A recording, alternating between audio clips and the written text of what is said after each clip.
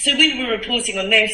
We had people on the ground and we were watching sort of on 4 screens what was happening and everything. I was at home, pregnant, reporting on it.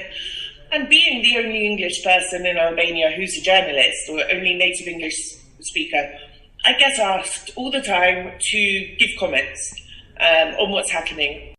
If anyone asks, I give, because I'm saying what's happening. I don't care who it is. I'm saying what's happening. I would rather they get the information from me, who's saying what's happening, than someone who doesn't have a clue and it being misrepresented. So during this time, one of the comments I gave was to Russia Today.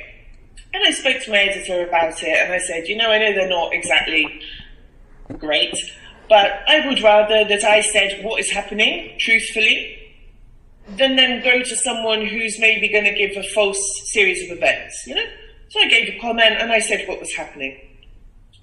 Shortly after it was published, I got a message on my phone. One of the pro-government media had written that I was a Russian spy.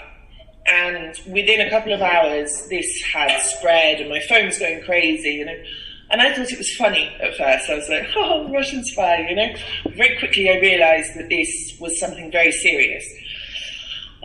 My social media started blowing up. In the end, I had to close Facebook temporarily because I couldn't handle all of the messages I was getting. And this was published in maybe 8 or 9 pro-government media platforms. They used my photo from social media. They wrote I was a Russian spy, I was being paid by Russia in conjunction with the opposition party, that I was the,